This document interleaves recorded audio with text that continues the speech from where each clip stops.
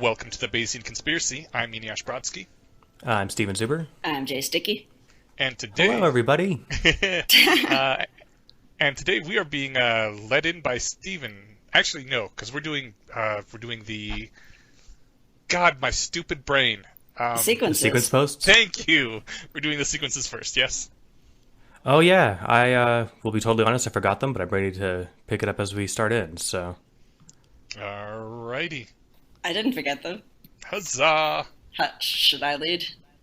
Sure, go for it. I'm just pulling up my notes. So yeah, Yeah, please do so the honors. we've got My Wild and Reckless Youth, which is about Eliezer when he was a wee lad. And he apparently tried to come up with an explanation for neurons that involved quantum gravity. And he considers this to be like one of his greatest mistakes, or possibly his greatest mistake. Which, sure, if you're Eliezer. I'm sure there have I been think worse by mistakes made since then. well, there's a post way later on in the sequences about like my best and worst mistake or something, and this wasn't it. I think this is just an example of him totally failing to reason properly. Yeah, But no, you I know, think it was hyperbolic, but basically, yeah, that was his sin. Was he described it as using a mysterious answer to explain a mysterious question, which he had been leading up to in some of the previous sequences as well. He Yeah. said this was because he was a devoted capital T traditional capital R rationalist, uh, and he had not yet known the way of Bayes, which was also capitalized. Yes. He says that even after he invented his answer, in quotes, the phenomenon was still a mystery unto me and possessed the same quality of wondrous impenetrability that it had at the start. Yeah, um, I'm a bit like, I sort of wish he had explained what he meant by traditional rationality. I'm pretty sure he just means the scientific method, the sort of norms of thinking philosophically or scientifically, like at that point in time.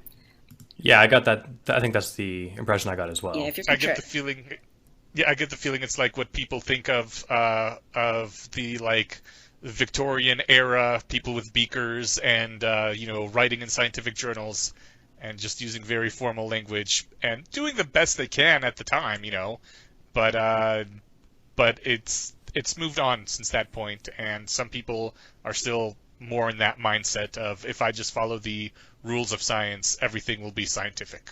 I think that's way more traditional than what he was talking about. But Okay.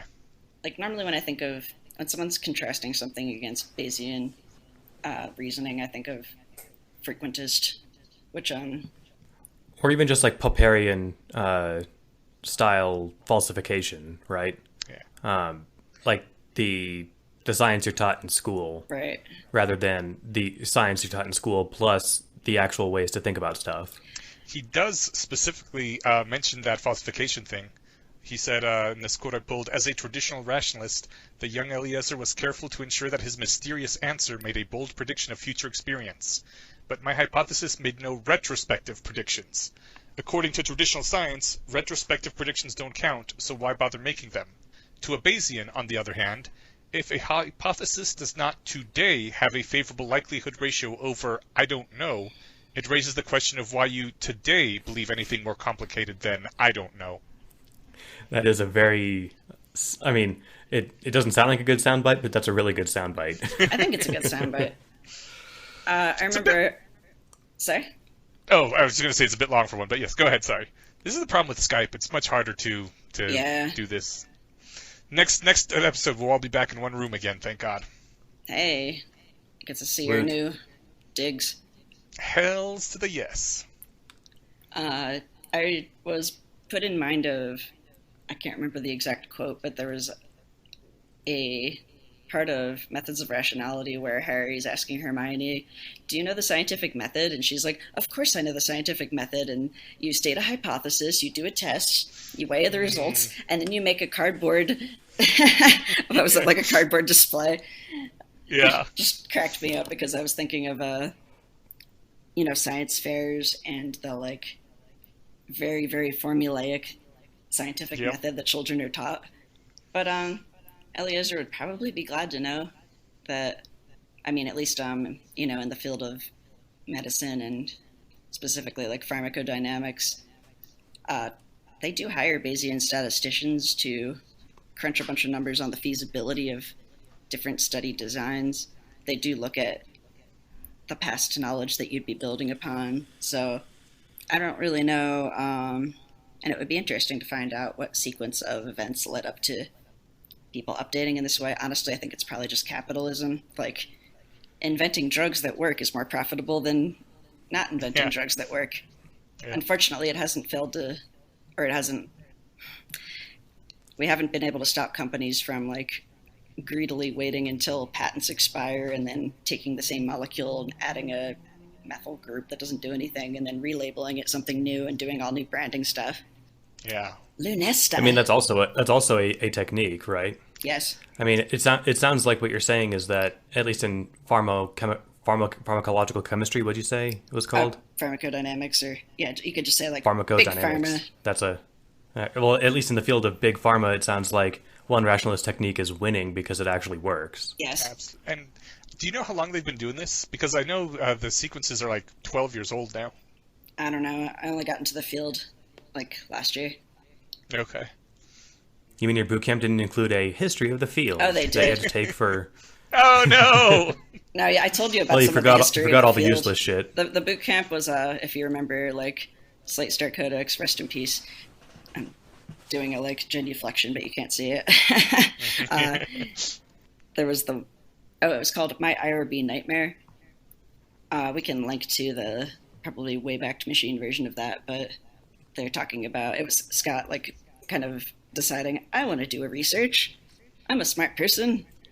I can do this. And then running into all of the terrible like regulations from the federal level and Oh yeah. the review board. A lot of And all he really wanted to do was give a survey to some people, right? yeah. But And that was unethical. it's because and my boot camp crunched this into us as well. The history of clinical trials is paved with blood, or paved, I don't know, painted. I tried to do a metaphor and it didn't work, but yeah, there's lots of unethical trials that were done in the past, and now in order to make sure this never ever happens again, we have to put like 7,000 bureaucracies in charge of everything. As long as there's no trials ever again, there won't be any unethical trials. It's like the cruelty to elephants problem. I did like a small scale, I don't know what, I guess psychology experiment when I was an undergrad, and had to get board approval for that. Oh, you had to And get like an IRB? the only risk, the only risk to patients or risk to subjects was like possible emotional distress or something. Yeah, I love there's some trials that are just so minimally, I wanted to say minimally invasive. I don't think that's the right term, but there's such little risk of danger, but you still have to list everything that could possibly happen. And then you're also required to list the alternatives to participating in this study, which Scott pointed out in his post. The only alternative that I and like the woman that was supervising him could really agree on was not participating in this study. I've seen that one a bunch of times too. I mean, like working with cancer, there's less of the, like your alternatives are, well, I could die. Referencing the meme of the old man shrugging. Well, It's easy to get people to sign off on it. well, yeah. That reminds me, this is a super apropos post to lead us into today's topic. Yeah. Because he goes on to say, Yeah. I'm skimming a bit through just so we can work through it, but when I think about how my younger self carefully followed the rules of traditional rationality in the course of getting the answer wrong, it sheds light on the question of why people who call themselves rationalists do not rule the world. You need one hell of a lot of rationality before it does anything but lead you into making new and interesting mistakes. Yeah. Yep. Yeah, So- just before that, he said that he's lucky he was at least a traditional rationalist because that let him dig himself back out of the hole. Because without it, he would have been totally screwed. But as he said, traditional rationality still wasn't enough to get it right. It just led me into different mistakes than the ones I had explicitly forbidden. Yeah. That was the next article, but let's move on to the other one because they tie into each other. Oh, wait, Yeah, wait. there's one more thing I wanted to pull out of this one, too. Yeah.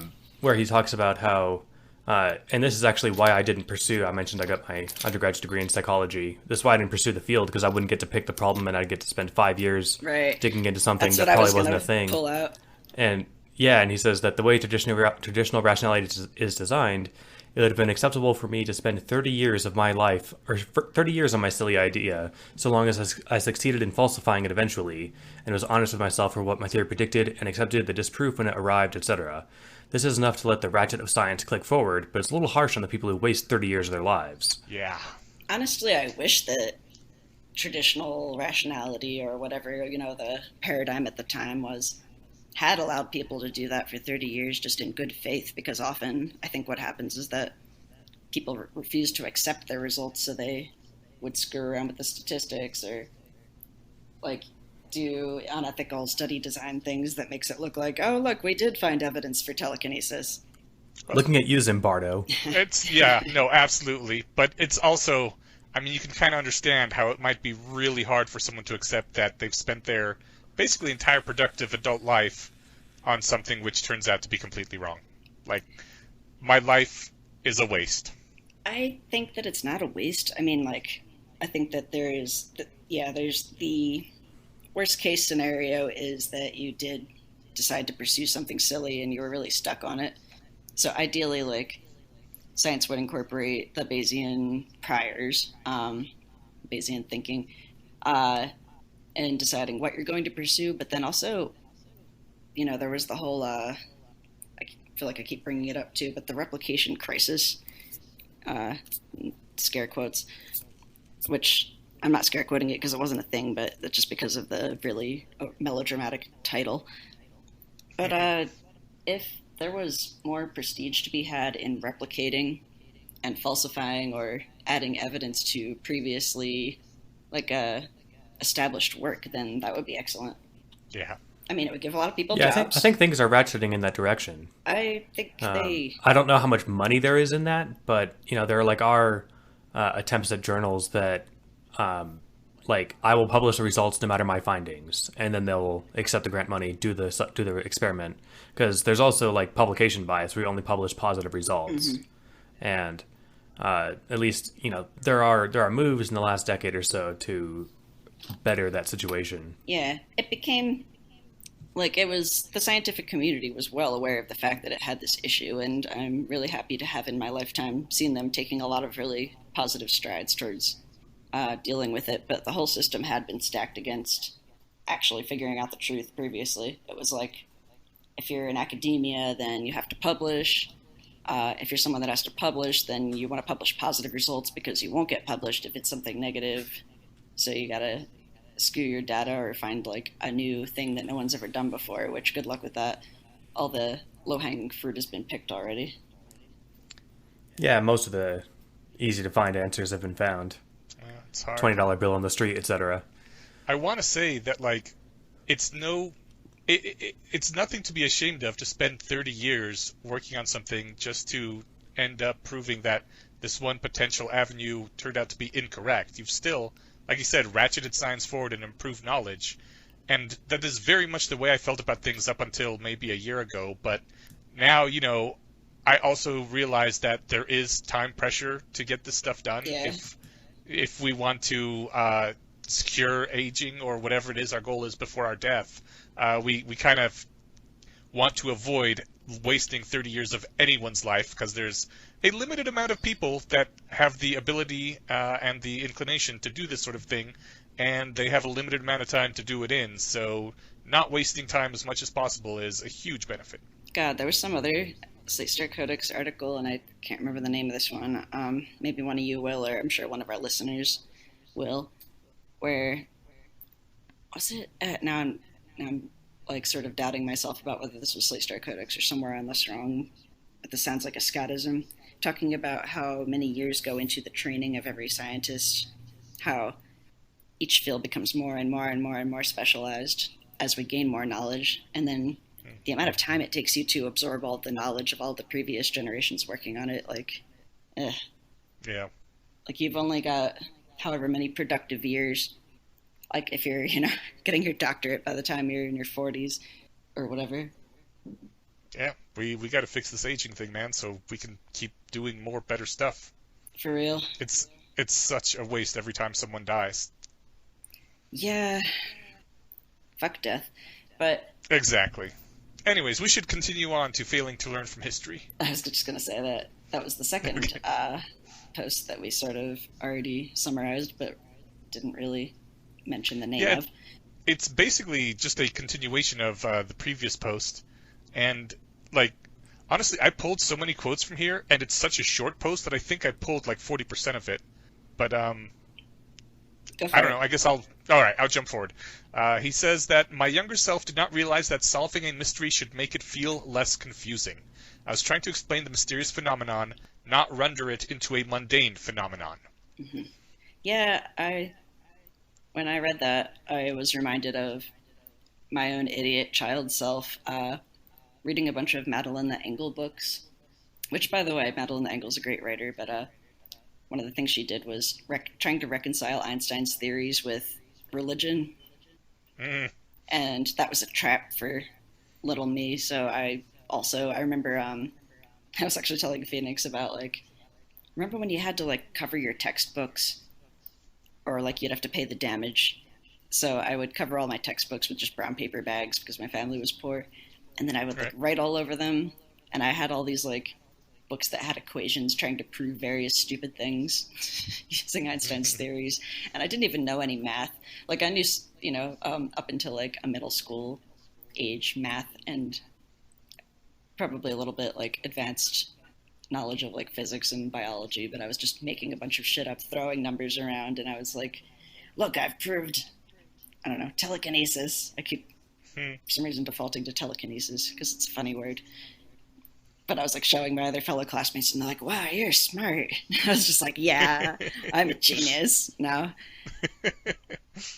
But yeah, they're like, I actually really like that line where if you notice Yeah, you're still confused about something, like that, the idea of noticing your confusion, I think, is a huge, important concept yeah, that the rationalist community, or Eliezer in particular, has really sort of crystallized.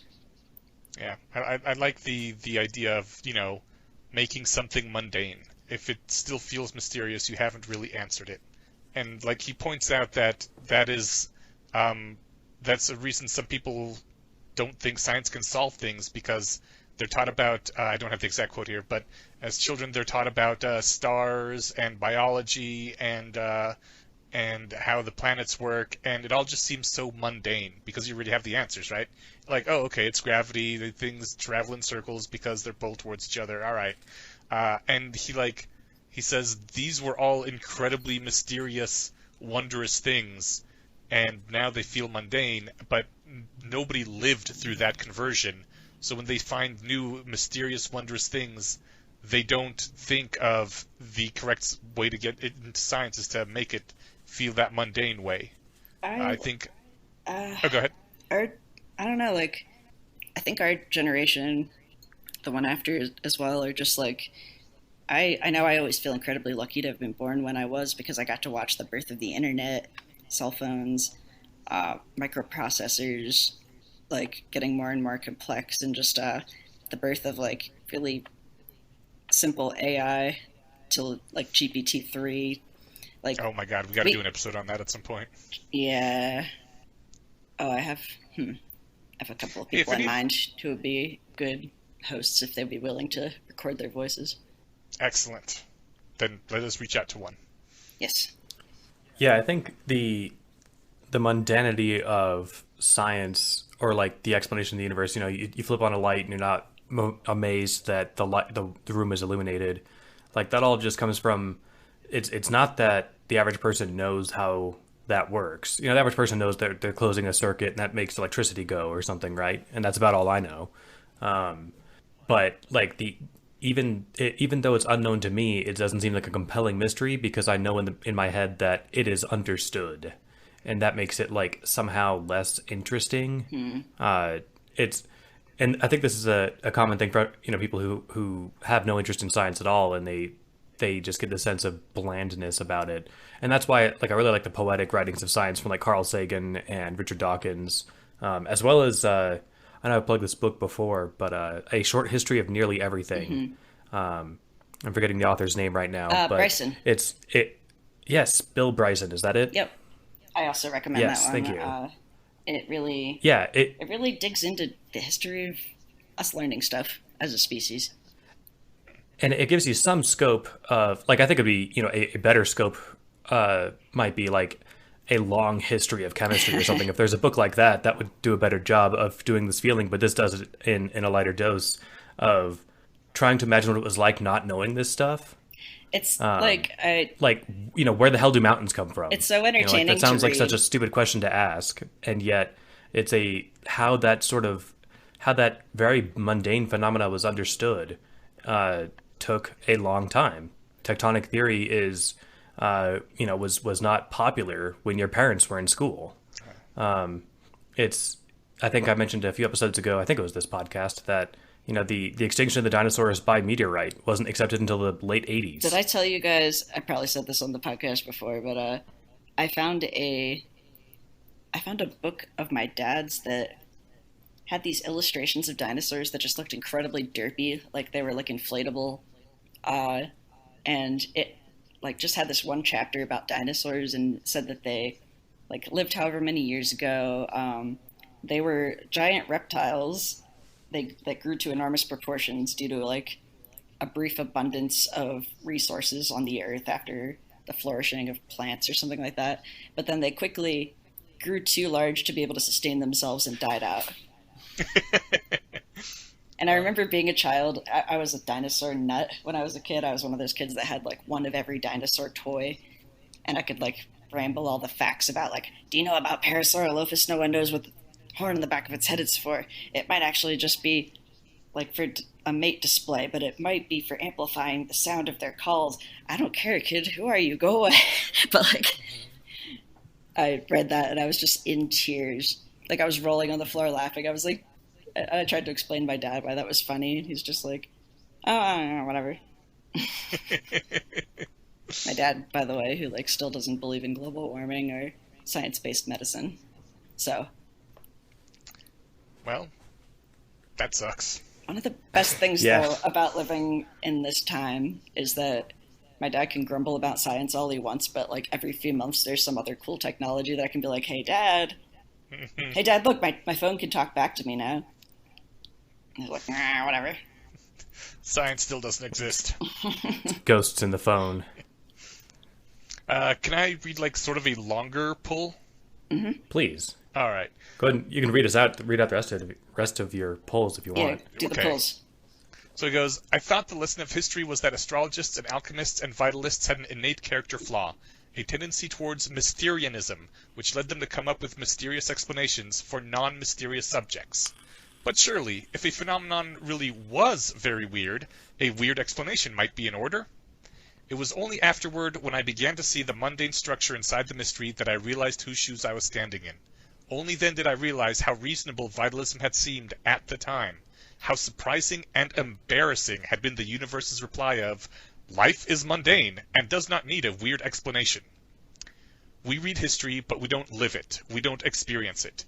If only I had personally postulated astrological mysteries and then discovered Newtonian mechanics, postulated alchemical mysteries and then discovered chemistry, postulated vitalistic mysteries and then discovered biology, I would have thought of my mysterious answer and said to myself, no way am I falling for that again. Good pull. And That is. It's also worth disappointing everybody that like he has that line, a tendency towards Mysterianism with a lowercase m, that is in some small circles a capital M. I know that one of my first introductions to philosophy was a course of lectures by Colin McGinn, and that's his like explanation for consciousness, that it's so complicated that there's no reason to assume that our weak monkey brains will ever understand it. Oh, dude, there's a lot of people like that around. I run into them Yeah. a fair bit. Oh, I know, but he calls it Mysterianism with a capital M. Oh, okay, interesting. Yeah, like he wholeheartedly embraces the mysterious answer. I mean, it's not a mysterious answer as in like, well, it's magic, but it's a pointless answer and as in, well, it's impossible for us to get it. But it's like he doesn't understand that people thought that about all kinds of things, and now we get them. right? Yeah, didn't Yeah. somebody say that about like what was it? You're thinking of life and being able to move your hand and stuff. What was his name? Kelvin. Yeah, I'm thinking of probably Lord Kelvin, who just really liked to jerk off to how fucking mysterious everything was. Hey man, that's everybody. I Almost everybody. Yeah, no, I don't know. I think the thing that makes rationalists weird is, or I don't know. I remember when I was a kid, like in the single digits, I really liked the X-Files because of the whole like I want to believe in the mysteriousness of mysteries everywhere, you know? Oh, I was super And like, into paranormal shit too, but like I like bought all these books and then I needed to find out if it was really true. mm, I mean, I did the same thing with religion. and Like there was your downfall.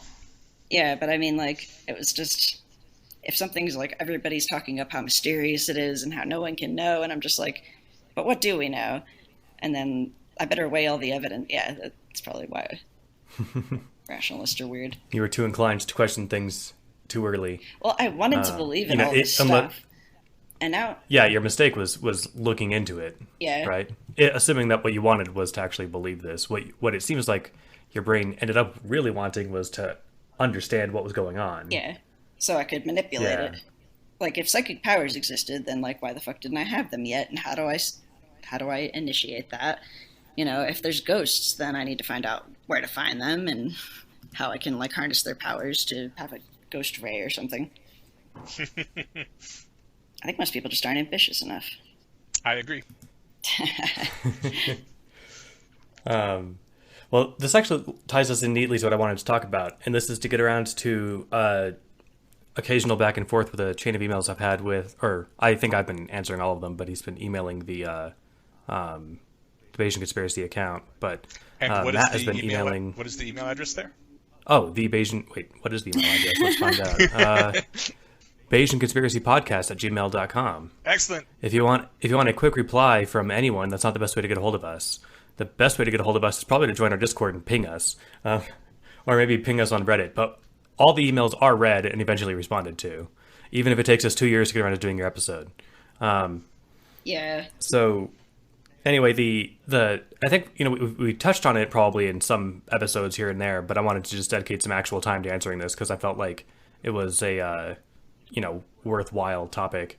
Like the emails are too long to easily summarize. So if I don't think I'm doing a misjustice to say like that the thrust of it is, it doesn't seem like there's empirical evidence to substantiate the claim that being a proficient rationalist will equate with you winning, quote unquote. Like it seems like we aren't the apex of industry across the planet. We aren't running nations. We aren't all billionaires. So like, why are we failing if we all think we understand stuff? Part of the possible explanation that Matt throws out is that, or rather that Matt delivers, he doesn't throw this out. He suggests that like the world might just be too random to like incorporate into a model that works, that you can make predictions and manipulate. Like if the world is just too unpredictable, you can't predict that. We could take it piece by piece, but like part of my answer to that is that like that is not a fact that's not known. Well, I don't know. I'll throw out that and let you guys Wait, what is the fact respond that's before. not known? That there is like randomness and blank spots on our map. Okay. Like some things are unpredictable. Like it like no one would have predicted 3 years ago that the stock market would have taken a huge dump in April of 2020, right? Like because you can't. No one in 2017 was accounting for some global pandemic that would hit the economy in such a way in the first quarter of the 2020, right? Well, I don't know. Actually, can I stop you? Because, Yes. 3 years ago, absolutely. But for many years now, people have been saying it's only a matter of time before some sort of pandemic hits. And, like, specifically, the rationalist community was really good about being ahead of the ball on the COVID thing and saying, hey, this COVID thing looks like it might be a serious issue, to the point where I know several rationalists actually started selling stock before it tanked, including Eliezer, because it just looked like the market, if this actually was a big thing, the market should be a lot lower than it is, and they think it is going to be a big thing. So let's get out ahead of this. And we talked last episode about how the New York Times is doxing Scott Alexander. The specific reason that the journalist was researching the rationalist community and Scott Alexander is because the rationalist community was so good about the COVID thing as compared to the rest of the population. Like, that was going to be a major focus of the article. And so I think they actually have had, at least in the recent past, quite a bit of success. Yeah, so I was putting out like an example of the kind of thing I thought that Matt might be talking about. I like another example he uses was like, you might be able to find an internet group of dumb gamblers that stumbled ass backwards into Bitcoin, but they aren't rationalist in the least. Like, they just got lucky. But then that raises the question of like, why aren't there a lot of rationalist billionaires who made a bunch of money on Bitcoin? But I'm not sure if this came out after 2018 or not, but rationalists did do surprisingly well in the Bitcoin market. Yeah, I was going to Not say. surprisingly well. I know. So like that, but I think this might have been in response to that SSC post about how well we did, or maybe this was right before that and it was perfectly timely. Actually, there was an SSC post about why we didn't do better at communicating. There was a Quern post from like right before Bitcoin took off, or was it Quern? Somebody who's real mathy was like, "Hey guys, look at this Bitcoin thing. This looks like it could be huge for all these reasons.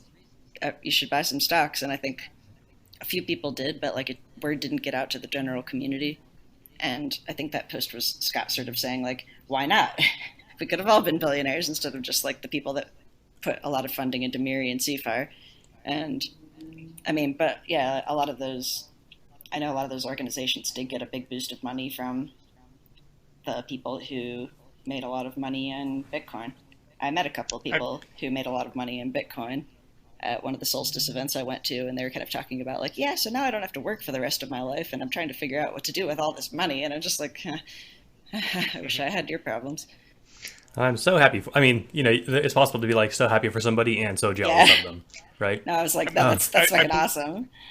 I believe the post that you linked about basketballism does say that 3% of less wrong users made over $100,000 on Bitcoin, and that is a far, far greater percentage than the general population. Yeah, and so like maybe I'll jump to one of his more recent emails just because this one, like, well, there's one other thing in it. I don't like, part of it is I'm just picking it apart and like nailing down the or like ripping apart the examples. That's not quite what I want to do. I want to hit the broader subject of like, why aren't rationalists winning, or if they are, why is it not obvious? But like another example was, if I'm trying to paraphrase in the email, like you go to a job interview and rationally calculate your resume and your interview answers perfectly. Unfortunately, some other guy up for the job was in the same fraternity as the interviewer, and maybe just subconscious, or maybe they just didn't like your haircut or something. Rationality can't fix that, so asserts Matt in 2018. I sort of disagree. Like, if your goal is to get this job, or if your goal is to get a specific job or something, like networking is a big part of that. That's not a lost fact on the rest of us. Like, if you're taught, if your frat bros are taught to network, it's not a skill that is ignored in the community. So, like, I'll put it to you guys broadly. Why aren't rationalists ruling the world? Or is that like the wrong question to ask? I think it's sort of in the middle there. I do wonder, or like I am a bit frustrated that we are not more accelerated than we currently are. I do think that some of that has to do with the fact that like the communication thing with Bitcoin, we are still small, we're still disparate. I know that there's people gathering on in SF Bay, but unfortunately that was kind of due to founder effects and the fact that the tech industry is there, but it's just like a suboptimal place to live. No offense to my friends in the Bay. I think they'll all agree, actually. But I don't know, like you still kind of have to almost be initiated into a secret society to be part of the Rationality community. Like you have to find the right posts, or you have to have the right friend. I want to... Go ahead. I want to say part of it is that it is a very small movement still, in terms of just total numbers in America. Uh, but and on top of that, it's a very young movement still. I think most rationalists are in their 20s or 30s. Um, the and a lot of this is like the question is why haven't they taken over the world? Rationalism is a lot of it is about being able to meet your goals, and not a lot of people have take over the world as one of their goals. I mean, I wouldn't mind ruling the world, but it's not something I'm pursuing. And I am unfortunately getting to an older age right now, which I am, being reminded more and more of every day. But the fact is, like, I make only a little bit more than the national median, and I am very content with my life. I have more money than I know what to do with, to the point where I'm probably going to retire next year and Yeah. just live off, yeah, and just live off what I got and do what I want with my life. And in the metrics, that looks like guy in his late 30s or early 40s now has almost no income. Sucks to be him, but on the other hand, I'm living my optimal life. I'm comfortable, and that's what I want. Yeah, I think that's a big part of my answer too. Is that, I mean, there is at least one rationalist in, what is it, the House, somewhere on the East Coast. I forget what her name is. I'm talking about the politician. Oh. Yeah, I know who you mean now. I forget who I don't even know what state she represents or whatever, but maybe it is her goal to take over the world via the presidency, and if so, more power to her. She seems to be on the way of doing that. Like, I think that it's less about, like, same thing as we do every night, Pinky, let's take over the world, and it's more about, that was a Pinky in the Brain joke, for our younger listeners. So, like Max Tegmark says that, like the Center for Applied Rationality was instrumental in the birth of the Future of Life Institute, that 4 of their 5 co-founders are CFAR alumni. So if your goal is trying to research and prevent existential risks, it seems like at least one organization was born out of that. And like, that seems like, in the grand scheme, a larger goal than becoming president, right? Yeah, I mean, at least some of maybe us... if you're president, you could affect more change in that direction, but your odds of becoming president, even if you again, with all the other factors involved, might just be easier to start your own institute and find out how to save the world that way, rather than become president and try and boss some people around. Yeah, I think a president is, first of all, uniquely a president is not going to make huge changes on the world because of all the other people vying for that power.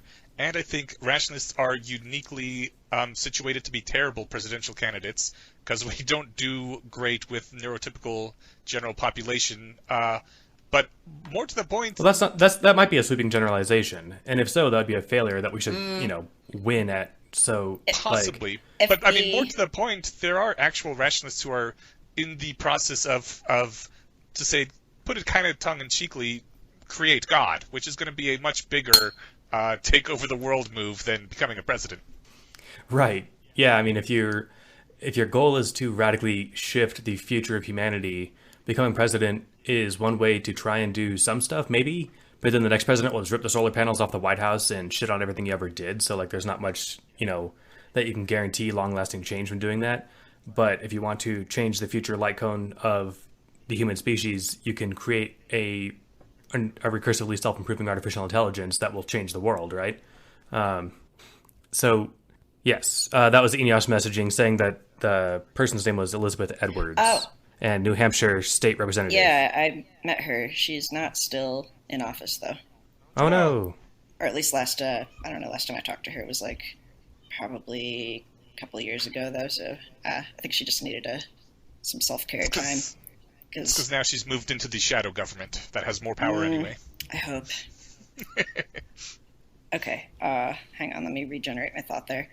Yeah, what I was going to say was, I like the direction of the organizations that the rationalist community has helped, like, to found.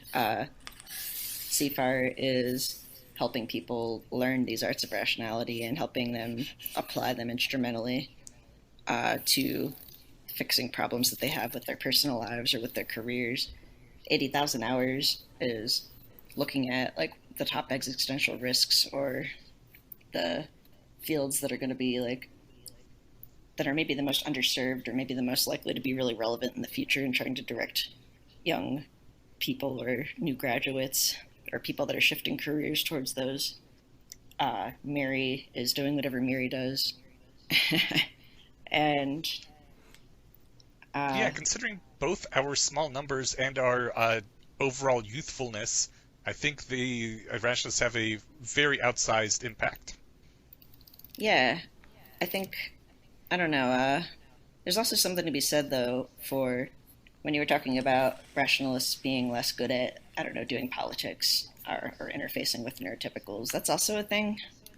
I mean, if the Slate Star Codex polls are representative, which they might be a bit skewed, there might be like slightly different readership there, but it seems like a lot of autistic people, a lot of systems thinkers, a lot of people with social anxiety, a lot of like a certain demographic, let's say. I do remember, I believe it was, who was the guy that founded Dragon Army? His name is escaping me. Oh, Duncan. I'm not sure. Duncan Sabian, at one point, I think, said, like, and it was sort of unfortunately phrased, but I understand what he meant, that, like, we need more traditionally feminine women in rationality, which could be quoted out of context terribly, but, like, what he meant was, like, community organizers, managers, like, people that are good at talking to others. I mean, and not just that, like, demographic specifically, but what he's talking about is people who are good at these things. A lot of... And enjoy them. Yeah, that's true. I was, like, all right when I was doing social media management, but I fucking hated it and couldn't wait to get out. Yeah. Definitely, like... Yeah, I mean, I think the overall thrust is that, like, it's not everyone's goal is to do these big sweeping things. That if your goal is to be like, I want to just be able to commit to a workout regimen, like, why do I suck at being able to commit to like a basic goal? Like little things like that. Understanding your failures of thinking can actually help you do that. There is everyone loves the New York Times. Do they? That was a joke because they're the whole No, Scott Alexander thing. But there was a New York Times article called "The Happiness Code" that was, in the whole bullshit way that big newspaper / magazines write their posts, where there's a lot of like jibber jabber for word count or something. Did you have to keep a gratitude journal? And I haven't read the whole thing. I was just going to mention that at the top there was I don't know if that's in there or not. Like I said, it's many thousands of words, but so it maybe I'm not summarizing this correctly. But the point is that, like, yeah, see, look, I'm fucking halfway into it, and they mentioned CFAR, which is what the post was supposed to be about. Like there was an article in the New York Times called "The Happiness Code," where basically it's someone who did some interviews at CFAR and with some of the founders. The CFAR is the Center for Applied Rationality, which basically took the, like, okay, we've got all these cool techniques, and you can either, you can read this giant book. Oh, would you believe it? Out of curiosity, did Phoenix ever attend a CFAR thing? Oh, Phoenix Elliott is named in this article. Ah! All right, well, that's kind of cool. We'll be sure to tell them. So, like, have fun. I'm kind of distracted, but I'll push past it. You know what? I should have them on to talk about their experience. Oh, yeah, that sounds absolutely great. Anyway, so, well, rather than dig into this article, we'll just ask Phoenix because they're quoted in it. How fun is that? So, the short version, though, is that, like, the reason I brought this whole thing up is that these people didn't go to CFAR so they could learn how to affect radical change on a global scale. They went there to figure out enough about their own inner workings to solve some problems that they're trying to solve in their own lives. And if that's your goal, that's your goal, and that's the way it is. Like, or that's the way. It doesn't seem like. So why doesn't Phoenix run the world having taken a CFAR course? Well, presumably because they don't want to. They've got other goals and other things they're working on first, right? I mean, I don't want to put words in their mouth, honestly, but that's their that's my guess. primary goal right now is trying to figure out what their goals and values really are, which is actually really important. Most people go through life without actually like analyzing that. I'm also sort of in the process of doing that right now, where, I mean, this is like, I don't know how off topic this is, but I've been talking about my like job working on cancer research, and I have, like, with the help of rationalist techniques, I have shifted careers like several times, and I keep thinking that like I have like my eyes set on a goal, and I'm like, this is going to be my like dream career, or this is definitely going to be really values aligned. And then when I get there, I like, no, not yet. I really actually this is like going to be really stupid to say on air. I have sort of my heart set now, like on getting involved in aging research. I really want to do that somehow. I'm not sure how yet, but hey, if anybody who's listening has any contacts in the industry or has any ideas about how I could get on that path, that's been on my mind a lot lately. Damn. I don't feel like that's a stupid thing to say on air at all. That's awesome. No, it's Yeah. more just like Um, I don't know. There's this weird like impetus, I think, in Western cultures, or maybe a lot of cultures, where it's like you have to pretend that you didn't try really hard. You're just like, oh yeah, whatever, you know. I got that degree. It was oh, no big deal. yeah, fuck all that. Yeah. Um, so, uh, moving on to the most recent one, which actually spurred me to finally get on and do this episode. So sorry it took like 2 years, Matt. It wasn't until you mentioned like, hey, so I had an email in April 2018, and I was like, oh shit, yeah, we haven't really hit this directly. Um, so like, part of it is, so like you had said that you've only ever heard of us talk about positively bias tests to see whether rationality actually works as a tool to run human life. Despite this bias, I still think you don't have any evidence for it. Still, you should try to disprove that rationality is in any way useful before you bother adopting and learning all these techniques. And I think there's little to no correlation between success and rationality past a baseline for normal level non-irrational behavior. So like, I think, I hope we've addressed at least part of that, that like, if you're not seeing every head of industry say, yes, I'm a capital R rationalist, it might be because that they're not trying to do that, or because the movement as a whole is at most, what, 15 years old. So like a lot of them haven't had the 30 years it takes to get to the top of the corporate ladder or something. But like the main thing is that like you should be trying to disprove rationality. I want to grab this quote. You should you should be trying to disprove that rationality is in any way useful before you bother adopting and learning all these techniques. I think there's two things to point out there. Like one is that like the techniques, if you find them valuable, are worth learning whether or not it pans out. Like like even if there was no evidence whatsoever that this worked, if you found that it worked for you, great. Like I didn't do any primary research on the efficacy of meditation before getting mildly interested in it and noticed a benefit from it. So I did it. So I still do once in a while. Like I don't know if you need to have that rigorous of a time investment before you dig into literally anything you want to try. And I guess the other thing is that like it's curious. I'm legit asking, like, how would you disprove that the claim that rationality has positive impacts on people's lives?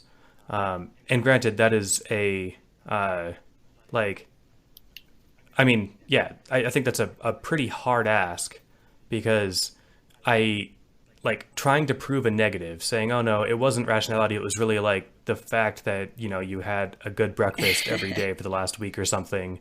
How could you possibly rule out every other variable?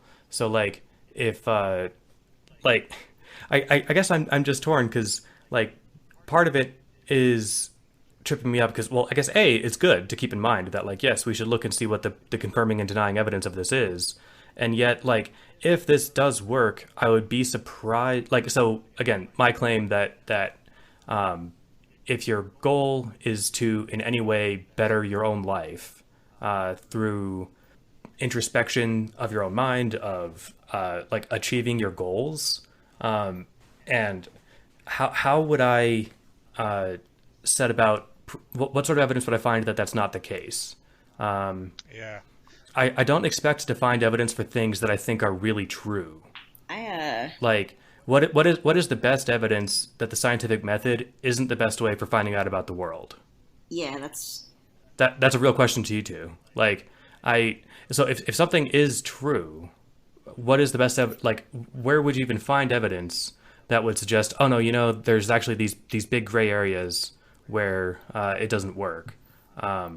well, Like you might say, well, the fact that we don't live on Mars yet or something, but that seems like a really weird criticism of science, uh, because we're working on getting to Mars, right? I Yeah. think definitely there's only.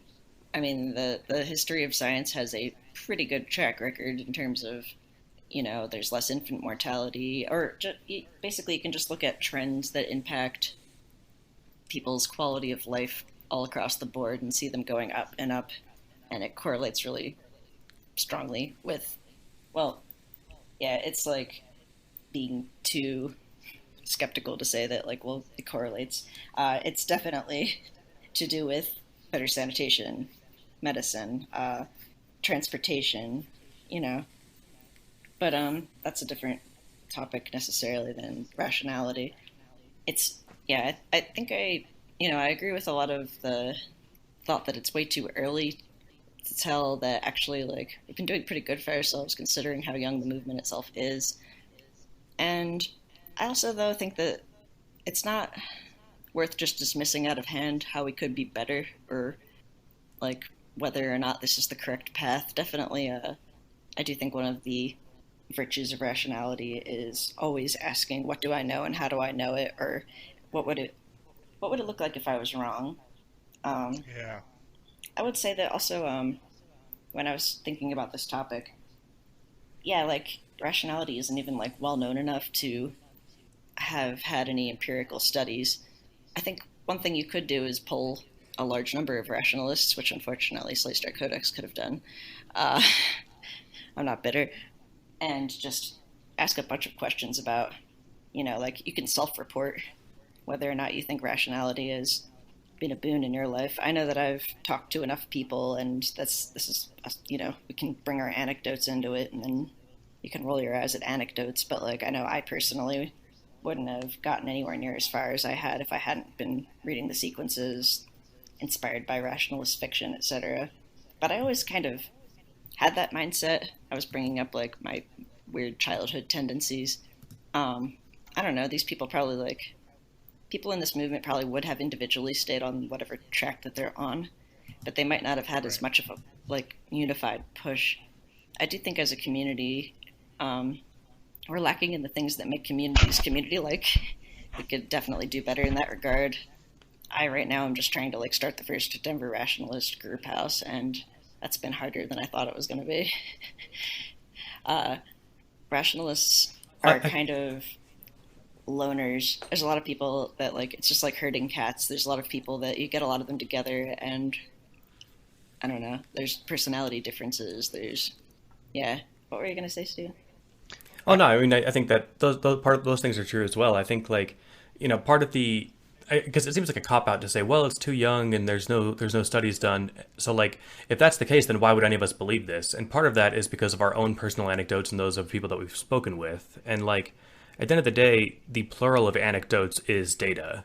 And if you hear from 100 people that, oh yeah, this thing actually helped, and the people that you otherwise trust to be sane, it seems worth looking into. Like I know that CFAR conducted a small study, I'm guessing like 2015 or 16, where they admitted 50 participants to its workshop, but only actually admitted 25.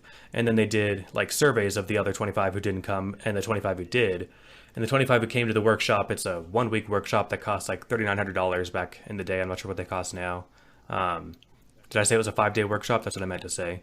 And the study showed that there's a statistically significant decrease in what psychologists referred to as neuroticism in the attendees, and there was also a less significant but still marked increase in self-efficacy, or the belief in one's ability to accomplish goals. And so, like, because the study was done 4 years ago, means that they can't do longitudinal 40-year studies on these participants. and they only had 25. So like if you're uh, starting from the point of there's no reason to believe this, a a a a trial of 50 participants won't really change your mind, right? Like what we need is a 2,000 person study where, or a 4,000 person study where 2,000 actually go to CFAR workshops, get rationality training, and we follow their career trajectories over the next 30 years. And the other 2,000 go to fake workshops and they don't actually learn anything. And then we see how their studies or see how their life trajectories turn out. And then maybe another 2,000 people who don't go to any workshops so that, we can get a base rate. But like, there's also like the sampling bias, like the kind of people who Yeah. are willing to volunteer, yeah, their time and money to go. Actually, you know what? I think that randomized trial that CFAR did, I'll link to the thing where I'm reading a snippet about it. It's in a Vice article. I think that was actually a randomized trial where they like messaged people. Again, how do you find 50 random people? Well, And say, "Do you guys want to come to a they also have workshop?" I to mean, I've had be, people ask me that at the train yeah, station. they have to be part of the same Uh, demographic too in order for it to have any. I mean, you could very easily, take 25 people who applied to CFAR themselves versus 25 people who are going to community college, but they're going to be different people already. That's right. And so part of the issue there is that like you're already selecting for people who are willing to spend $4,000 on bettering themselves. And so people who are willing to do that may or may And not able. even like yeah, and able to. And so those people may have done better in any case. What I'm trying to see here is whether or not they actually didn't charge these 25 participants who attended, but I'm not sure. But like uh, an allegory for that is like when I went and saw my most recent, well, I guess, yeah, my second therapist ever, I made an appointment to see this guy in like, I don't know, it was right before the world ended, so it would have been like January. A few days before my first appointment, he called and said, "Hey, are you still planning on attending your scheduled appointment?" And I was like, "Yes, that's why I made it." And I thought about it for the couple days until I got there, and I asked him, I was like, "So I imagine actually you called because you get a lot of people who don't show up." And he's like, "Yeah." And I was like, "Do you think that's because like the impetus that they've made to say I'm going to actually make steps to better myself like is kind of all the nudge they needed?" And he says, "I think that's exactly it." I'm paraphrasing, but that's the short version. And so like people who are already like invested enough to try to better themselves will probably find some way to get there. So like I guess what I'm getting at is that proving this to statistical satisfaction sounds really really hard. If Yeah. anyone has any ideas or $100,000 and wants to let me pay somebody to figure this out, that'd be great. Might need more I money have than that. I have like two thoughts on this subject. Sorry, I've been rambling. No, no, it's okay.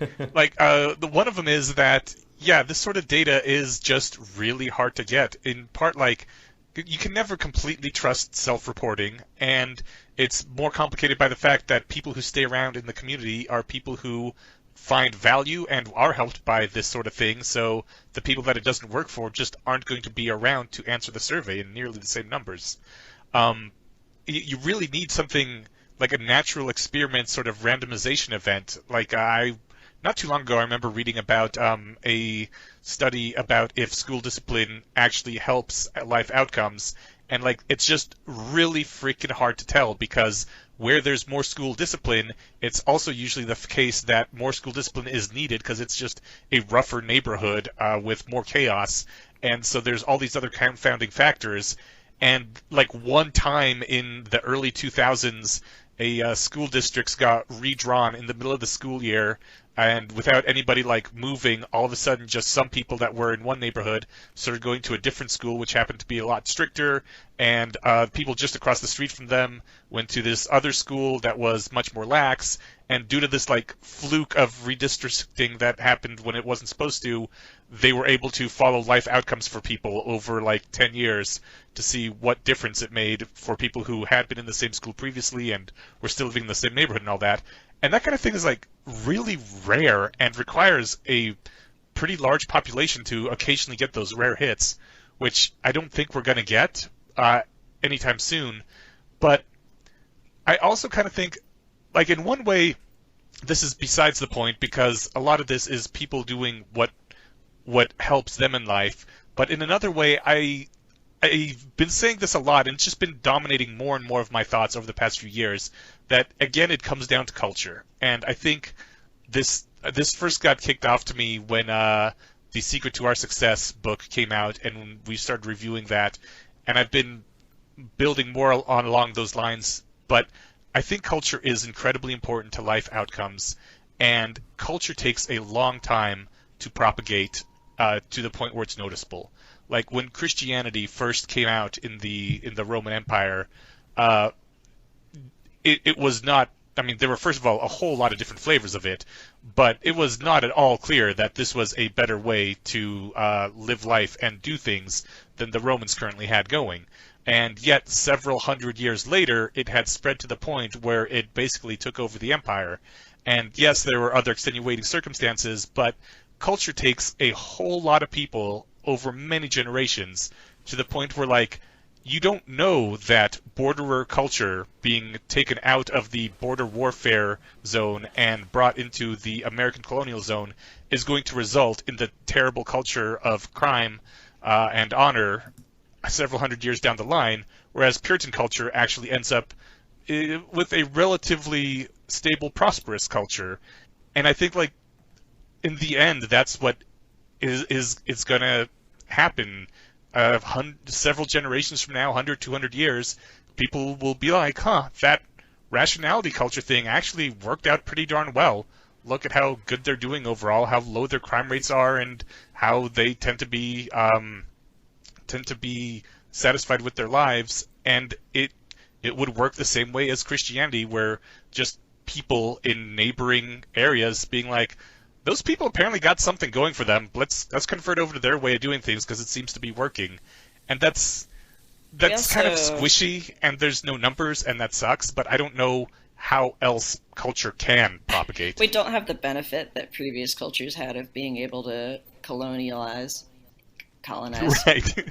Like Christianity took over the world, like, by literally sending people in ships and forcibly conquering peoples and forcibly converting them.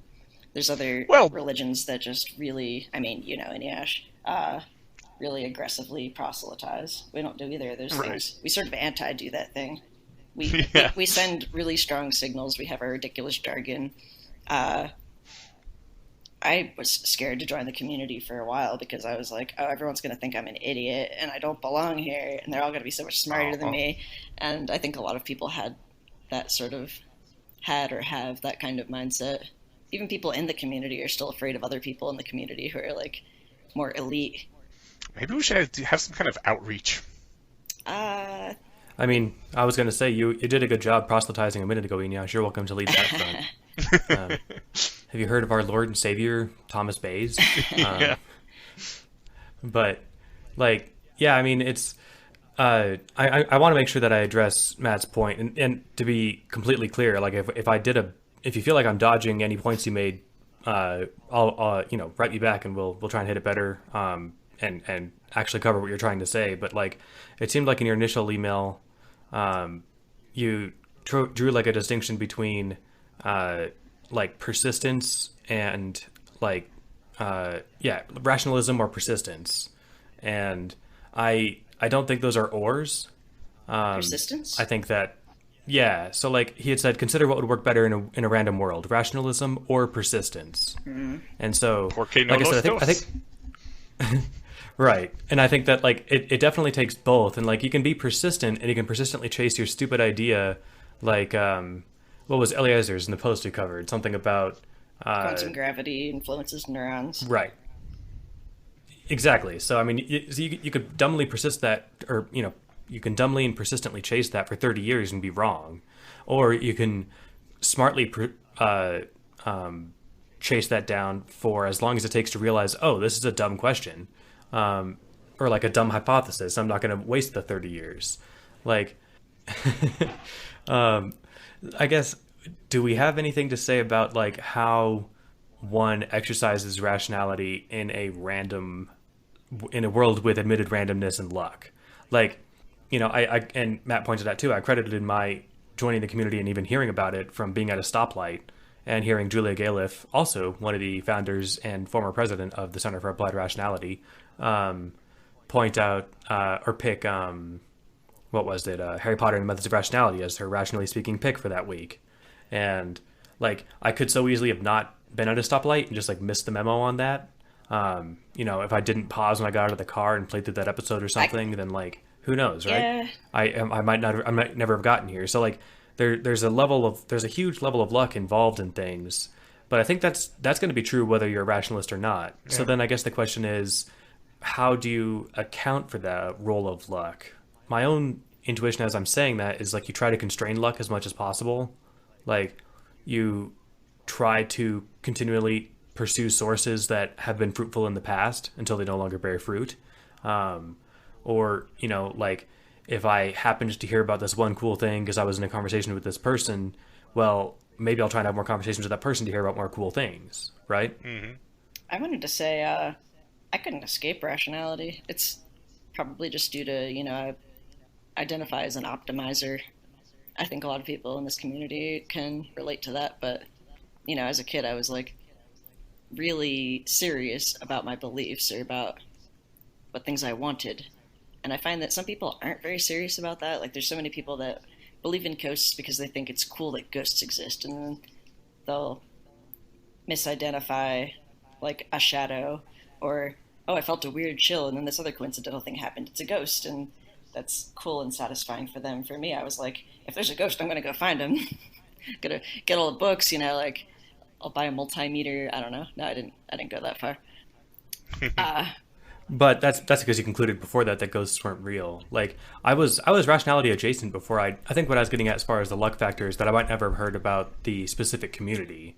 I think, this was 10 years ago. So like, Slate Star Codex would have come across my plate at some point, I imagine, because I was already like in the like skeptic community, which is, I think, maybe broader, but to me, like, way easier and less interesting. Still super, super valuable. Don't get me wrong. Definitely, yeah. It's just like, yeah.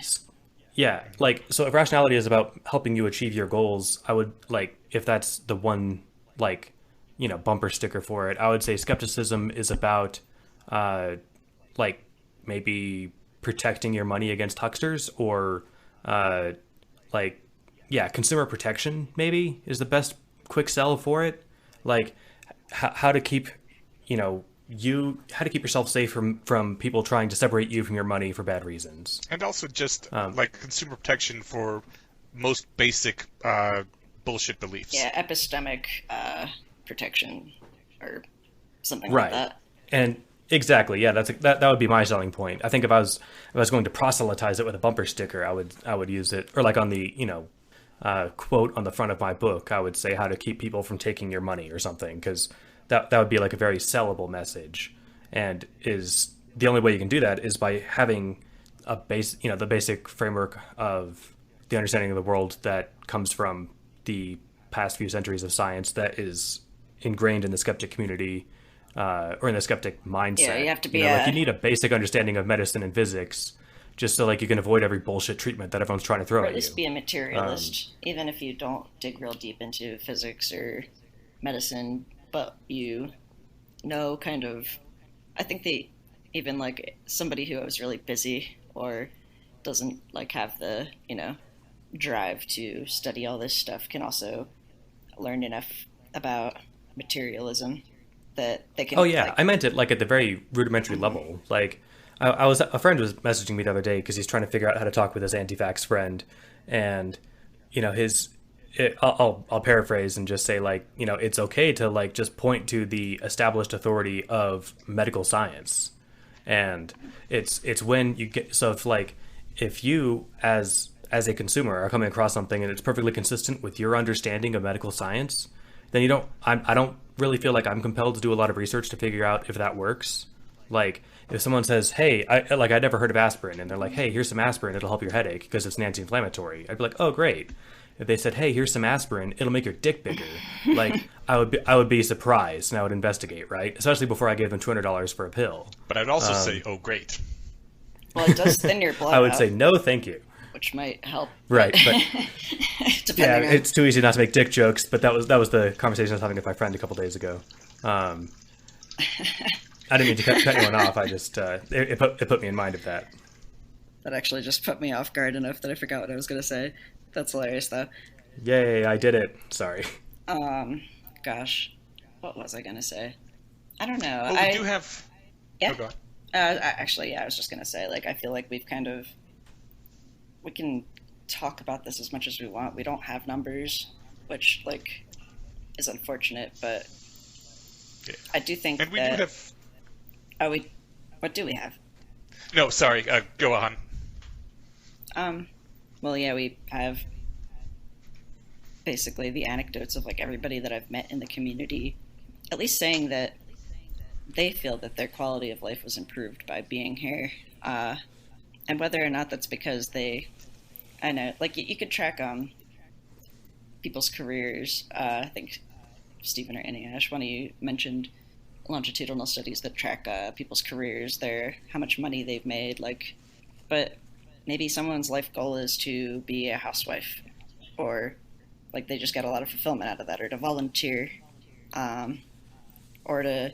I know a guy who's in the rationalist community who is a nomad, and he just like does odd jobs and makes enough money to get by, but otherwise just travels and advises people, and he's this awesome like monk person and I think he's just living his best life. But I mean, and if success is money, I mean, like my annual take home income has like tripled since I got into the community. Granted, that's because I was delivering pizzas part time when I first heard about it. But when I decided to like actually, we Ash and I talked a little bit about like some of our random rationality techniques, and one of my main ones that was poorly articulated was like kind of just do the thing, or at least figure out how hard the thing is to do if you want to try something. So when I finally took that advice to heart and got into and changed fields, I doubled my income. I did the opposite though. I was in a high paying career and I left it because I realized it wasn't fulfilling. Like the whole kind of learning what your values are thing. I'm still not making as much money. Don't get me wrong, I'm also happier in this field, but like that just illustrates the point that like some people have different goals. Yeah. And so like the goal isn't necessarily to make 7 figures. The goal might be to like, I want to be happier. I want to forge better relationships. I want to commit to an exercise regimen or something, right? Mm-hmm. I didn't mean to cut you off. I'm enthusiastic. No, I'm totally like with you on that. That's sort of what I was about to say, where I was working for Disney as a video game designer for a while and I was miserable. I was making great money, working 11-hour days, sitting in front of a computer all day, not interacting with anyone. And the career changes I made after that were things that actually pushed me out of my comfort zone. They were all directed at just self-improvement and exploration and curiosity generally. Like working at the library taught me how to do social interactions and how to be more assertive and a lot of things. And then like getting into a science field was sort of just me proving to myself that I could get into a science field because I had been told when I was a little kid that like science isn't for girls, which gross. But also I'm not a girl, which haha. Take that. You got them on both counts. Yeah. And like I also don't want to shit on accounting, but of the three of us, you're the one whose career is making a positive impact on the world. So I'll go ahead and if my company's product disappeared tomorrow, the world would be no worse off for it. I guess the people who make money off of it would lose that money, but it's not like the kind of thing that I think will make a lasting impact on humanity. Yeah. Well, hold on. I mean, I completely agree with that, Jace is having the most impact and all, but, like, people give your company money because your company gives them something of value. Like, you're making someone's life better, which is why they're giving you money. And they're actually getting money out of it, the customers are. Like, it's referral marketing tracking is what my company does. And so, like, you're either getting money or something else, but, like, my always go-to example is, like, that little share button at the bottom of Hulu. If Hulu was one of our customers, then it might be where like, it doesn't matter. But the point is like, you don't get, Hulu doesn't send you $5. They send you 2 free weeks, which is the equivalent of $7.50, right? So, saving some people a little money down the road. But that said, like, I'm not building AI yet, but I'm new into my career, I so put more stock in, growth mindset. honestly, the people that are trying to mitigate AI risk. That's the bigger concern, I think. But that is totally an aside. But No, I'll just make AI first, and then we'll solve the problem of the fallout afterwards. Right. I mean, I That's supposed to be a as far joke. as no, I sorry, Oh no, you're good. I processed it late because I was like on a thought train of some kind. Oh, I was just making it clear so no one ats me over it. Steven, that's really a bad idea. We One more thing, I'll okay. finish. I think, particularly if I'm thinking about effective altruism and like 80,000 hours, the fact that I think the rationalist community has identified what they think are the key existential risks and also put a lot of work into, well, philosophy and ethics. I mean, those fields haven't really made a lot of progress since, I don't know, they've been around for quite a while, and we've entered new territory with the atheists, skeptics movement, kind of letting people for the first time be publicly free of superstitious beliefs. But then there's sort of a void left there, and people are trying to define like what's good. I think, I mean, EA is pretty incredible. When I thought about like the simplicity of the concept of just like giving 10% of your earnings, whatever that is, or whatever you can afford to give based on how much you make and what your expenses are, to the people that are literally the most in need or the cause that needs the most. Just like the multiplying your efforts there. Um, Yeah, we forgot to mention that EA was birthed out of the that rationality was what I was movement. trying to think of when I was talking about the organizations that I like. I was like, the one with the charities and the give well and etc. Yeah, even if that's all the rationality community contributed, like, and then we just all died out because a meteor struck the SF Bay or something, and like, still, that's assuming like these organizations continue to move forward. I think 80,000 hours giving those resources to people who have the drive to either work to give or to work in one of the key fields, like, researching pandemics, going into politics, uh, the AI alignment problem. Uh, that's all stuff that humanity really needed, and is no one else is really like pushing real hard on these things. I mean, religions are still saying the things religions have always said, which is do quote unquote good things and don't and stop the bad quote unquote things, which are just super outdated. Um, and you'll get to heaven or whatever your reward is. I think only like Buddhism that I can think of doesn't have some kind of reward. Gosh, now I'm going on like a big long tangent. I was gonna finish up real No, quick. you're good.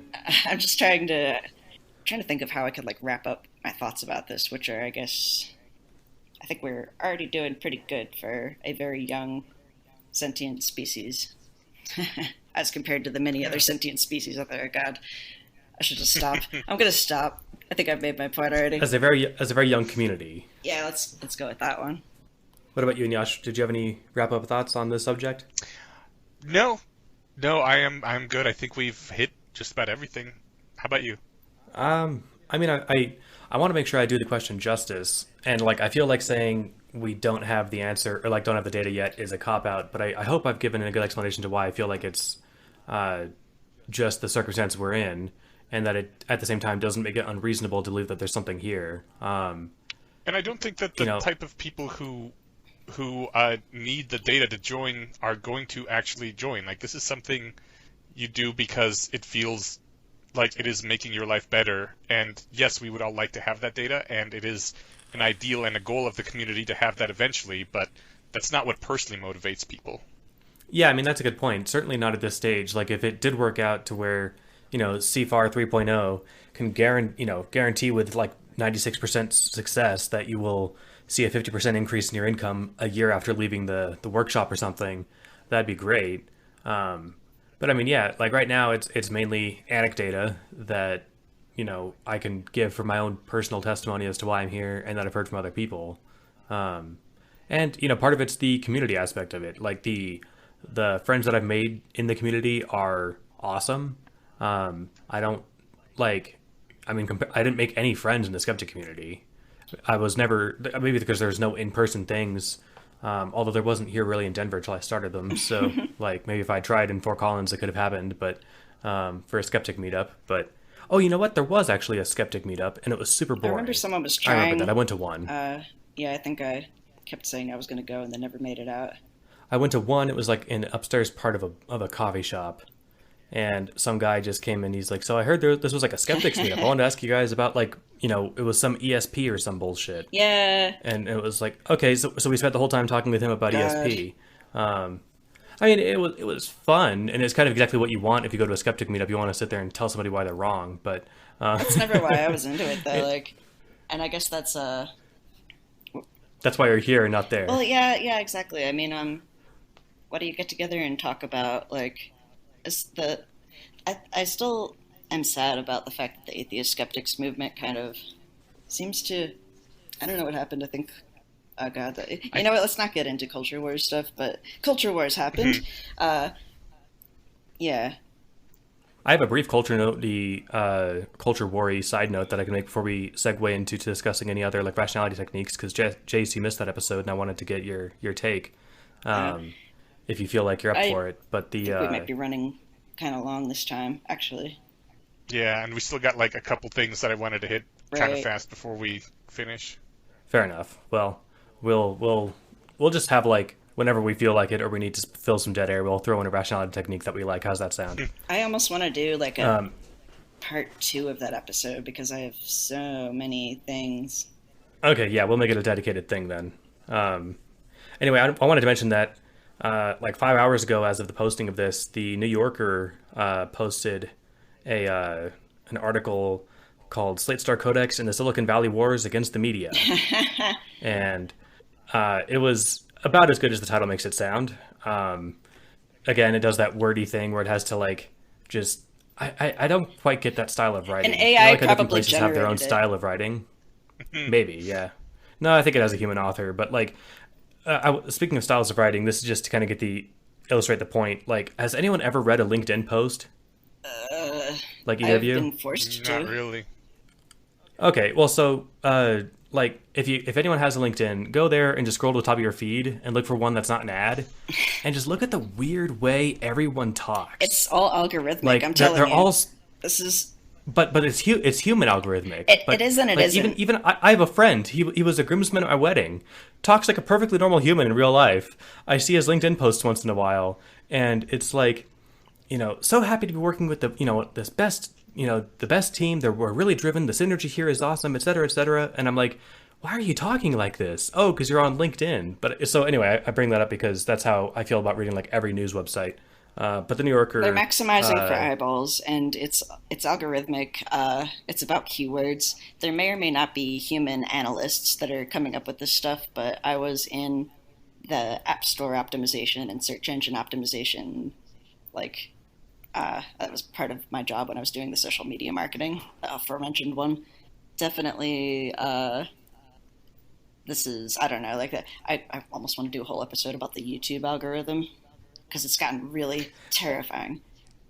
that does sound like another interesting can of worms. I just meant that I've read ones that are written by humans who I flesh and blood know, And they would never write that title. They put on, yeah, they just put on a no. I mean it is their title. Like they wrote the whole But I mean, thing. if They this just was talk the in a way weird that they were speak. talking to you, they would never, phrase it that way. It's because they're optimizing for keywords.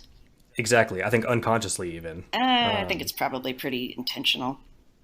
I think people just talk different in different mediums. Like, I talk with my parents differently than I talk with you guys.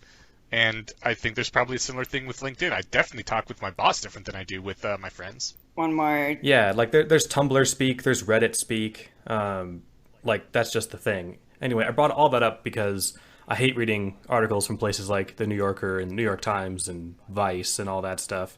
And yet I found articles from all those things while doing this. And then I came across the New Yorker one for the... I just wanted to plug really quick and I'll put it in the show notes. That's why I brought it up. We're recording on what? I already forgot The the 9th. date because it's always the 9th. It's if I haven't mentioned yet, we're in the middle of a plague. And, so when you're listening to this 5 years in the future, this is during the first year of lockdown when everyone was still adjusting. So that's a scary thought. Yeah, by year 3, we'll have this down. Everything will feel like it's normal. I really by year love 3 how we'll the have headline... Go ahead. Oh, I really love how the headline says that it's the Silicon Valley war on the media instead of the other way around, because fuck you, you assholes. By love, I mean hate in this case. Where they... Yeah, no, they're like, it's delightful. We're the media, so obviously Silicon Valley declared war on us. Also the derision, Well, that, and like, you're expected to read the words Silicon Valley with a rolled I and a sneer. Are you? I think so. I mean, okay. anytime I see Silicon Valley mentioned, I think in 10% of cases it's to praise some innovation, and in 90% of cases it's to, like, give the middle finger to those people, those tech bros, us. I don't know. I say Silicon Valley a lot, and I just mean it to refer to the place. You do. I don't know. I didn't realize that there was this negative connotation. Maybe that's just if you read the New Yorker. No, I think it's a lot of media outlets. kind of like using the word rich. Yeah, it's not even that. Like somebody could be wealthy, but like that's almost a slur. It reminds me of the extent to which people hate Elon Musk. I mean, in his defense, he does a lot to help fuel that. It sucks. He's like the Batman that we all want, but we're not getting, and he so could be. He's almost our universe's Tony Stark. But I mean, like... he just does some weird shit. I mean, doing weird shit isn't something that should make people hate you. We do weird shit all the time. Yeah, but we're not famous. No, it's the fact that, he thinks he's so much smarter than all of us. But I even saw somebody was shitting on Elon Musk for attempting to come up with some kind of COVID intervention. I don't remember exactly what it... Oh, it was... He tried to get his company to donate a bunch of ventilation machines to hospitals, and they sent the wrong machines to a hospital. But I think, actually, I looked into it, and they did send the correct machine to, a large number of hospitals, and maybe one or some percentage got the wrong machine. And I think it was fixed after the fact, but it was go home, Tony Stark. Stop trying to... And the same thing about, Bill Gates and the Malaria Foundation. I see hate from, anyone involved in the EA, too, but, God forbid that you try to say that there's a better way to do charity than you giving to, your neighborhood baseball team or whatever. I don't know. I don't understand what kind of a monster tries to help humans. Well, I think it's anyone that puts themselves I can confirm in a position of saying that they're good at something, or trying to be the best at this thing, then all the haters have to rise up and tear them down. And of course, anything that feeds into that is going to be maximally eyeball grabbing. So they try to really push for that in the media. There's just so much negativity bias in the media. I can confirm that of the media slant about Elon Musk's respirators, I literally only heard about the hospital that got the wrong ones. But by the weird shit, I mean when those Taiwanese kids were stuck in that cave, and he tried to build that sub or something, and then I think they ended up not using it, and then he called the guy who rescued them on Twitter a pedophile. I think out of nowhere. That's the weird shit I'm talking about. Yeah, but then, everyone's going to focus on that though, rather than the fact that he tried to do something about it. Oh no, I'm the one singing it. Don't get me wrong. I was singing his praises. It's just sometimes he gives the enemy too much ammunition. But we're getting hung up on Elon Musk. But I get the point. Yeah, I mean, I guess I don't think that he should have to be a politician. No, but I also don't think you should be running around calling people probably not, but or calling people a pedophile on Twitter when you've got a lot of followers, This is exactly why most people should never, ever get on Twitter. Well, he's not doing any worse than the president. Fair. That's, if you're setting the bar there, then we're all doomed. I think we're all doomed. Oh, jeez. Actually, Alrighty, now, she said you had something else to talk about before we all get doomed. Speaking of Twitter. Yeah. Sure, let's go on to the Twitter one then. I used to have a Twitter account. I made it many years ago, basically never used it after about a week because I was like, this is dumb, Twitter's terrible, I'm out. I logged back into Twitter for the first time in years to post a note of support for Ayla. Ayla is a rationalist and is probably most well known to people by her own admission as being the person who dropped acid, a large dose of acid every week for I don't even know how long, months at least, maybe I think it more was than a 2 year. years. Years, okay, cool. And Yeah, we talked about her when we did our psychedelics episode. we did. I just didn't remember how long this went on. A long time. Yes, apparently. Anyways, she no longer does the weekly acid, but this is not what this is about, so I'm going to get to what it is about. Ayla tweeted, I guess. Okay, boomer. She texted to the tweet.com. Confession. I lurk in Christian-only communities online, and when someone posts about doubting their faith or being in pain over what their faith requires them to do, I PM them sympathy and affirm their doubts. And, like, first of all, that is awesome. I logged on to reply and say that that's awesome, and to thank her for helping both improve those people's lives in the long run and strengthening society as a whole, because that is wonderful, and I kind of wish I had the time and the energy to do that sort of thing too. I wish I had the stomach to go on Christian forums at all. Yeah. I mean, like, just the fact that you're there and able to find these people out of all the other stuff you're probably looking at. And the main reason I did this, I wouldn't have done it if it was just a tweet, because, fuck Twitter, I'm not getting on Twitter for anything. But apparently there was a lot of backlash from a bunch of people, even within the rationalist community, being like, oh, that's bad, don't do that. And so I had to go on and say, you the bomb, keep doing what you're doing, because I don't know why people would be upset that someone would do this. I might be wrong, but I was under the impression that a lot of people actually just misunderstood the way she worded her post. Maybe it has something to do with Twitter, and it's like one-sentence posts. But I think they thought that she was encouraging them to stick with the faith. No, I believe it's the exact opposite. No, I know she was doing the opposite. I think some people misunderstood what direction she said that she was arguing in. I think that she said, affirm their doubts. I don't think that was the misunderstanding. I think the misunderstanding that people had, because I have to believe, because you sent us the tweet, and so I read that and a handful of the replies, and I saw yours and Eliezer Yudkowsky, and he wasn't supportive. He had said, I can't support you on this, which or baffles something. Me. And so what I'm assuming that he thought, unless I'm totally failing to model him correctly, which is entirely possible, I'm thinking that he thought, oh, you go around and try and deconvert people or something, which is, to some extent, to some communities, maybe admirable if that's your thing. I've never, in the last, decade, I haven't really gotten off on doing that. That said, if someone confessed to me privately that they're having doubts about their religion and struggling to deal with the fact, what do I do if there's no afterlife or something, I feel like the nicest thing I could do would be to reach out to them and say, yeah, man, I went through the same thing. Here's how I got over it. I'd love to help. That's how I read her tweet. Yeah, exactly. That is also how I read it. I just was under the impression, again, from the way some people were replying, that it was literally just a misunderstanding of the wording. That's probably not super important, though, because I think that the people who did seem to have read the wording correctly and still disagreed. I don't know what their beef is. Maybe just this isn't a good use of your time, or... From what I think they mostly were pattern matching to the fact that religious people will often prey on people who are at their lowest point in their life. They just had a loved one die or something terrible happen to them, and they pounce on them and say, Jesus or Muhammad or whoever can help you through this time and save you forever, and you'll get to see your family member again. Oh, Sylvia Brown can talk to them right now. Yeah, exactly. Does anyone remember her? And yes, the psychic. I hope not. The kid's dead. Luckily, I only ever learned about her from James Randi's My mom has discussing her of her, books. So she was.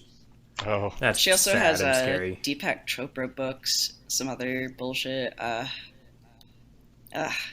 Anyway. Yeah, but this is absolutely not that, because first of all, she's in Christian forums where Christians are there to talk about religion, and these are people who are saying, hey, I have some doubts, and so she tells them, yeah, I see that other people in your forums are not addressing these doubts. You're right to have these doubts.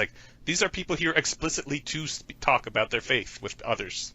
And she also mentioned, how did she phrase it? I have the tweet. And when someone posts about doubting their faith or being in pain over what their faith requires them to do, I PM them sympathy and affirm their doubts. I mean, PMing them sympathy is very much not the preying on someone, I think, unless, like, I don't know.